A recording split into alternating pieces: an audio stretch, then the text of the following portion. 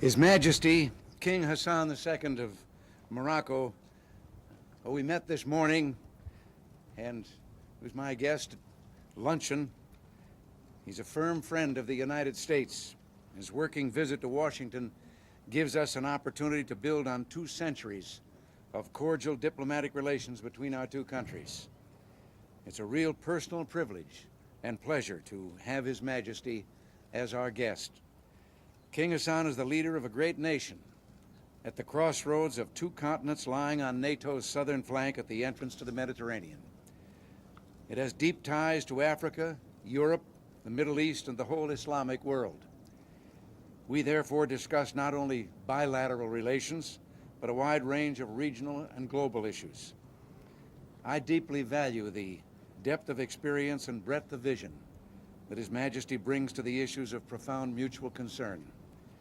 His Majesty briefed me on the latest developments in his efforts to reach a peaceful settlement of the conflict in the Western Sahara, and I expressed my admiration for his support of the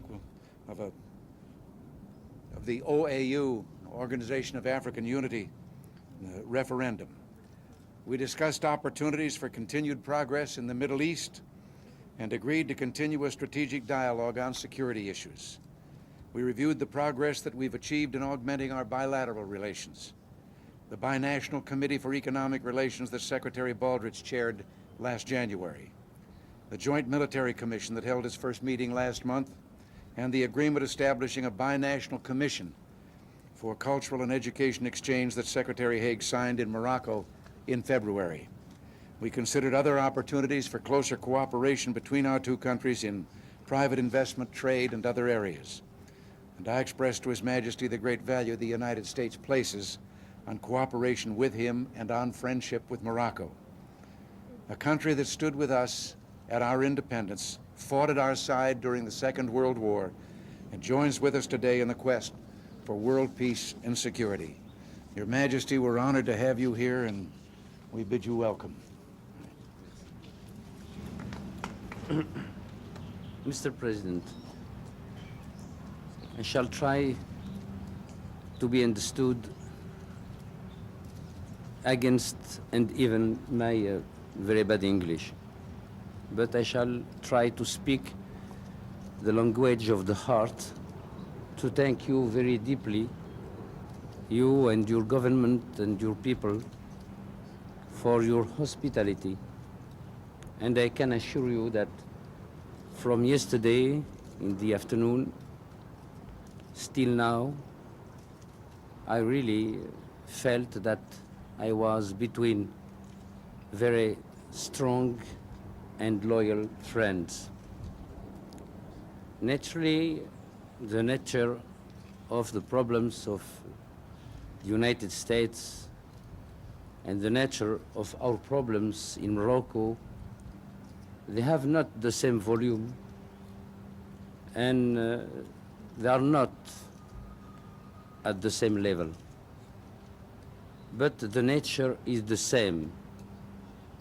Our problems, like yours problems, are to live in the dignity, in the freedom, and in the way of life which our people chose for themselves, and for the future. A big ocean is between United States and Morocco. But we must, each day, after each day, we must try to build a bridge of solidarity and understanding. We can, or you could sometime, you and I, have not the same analysis or the same position for one punctual situation in the world. That is the sign of your independence and our independence, and the sign of our free exercise of our sovereignty as you are free to exercise your sovereignty. But the important is to see and to know that always, as before, Moroccan people and American people are ready and will be ready always to fight for the same ideal and to mix their blood for the dignity of man and the freedom of the countries. Again, Mr. President, I thank you very warmly for your hospitality, and I wish for your country prosperity and glory, and for yourself health and success. Thank you. That's just fine. Thank you very much. Yeah, we should be part. Now, you've all heard what you got to talk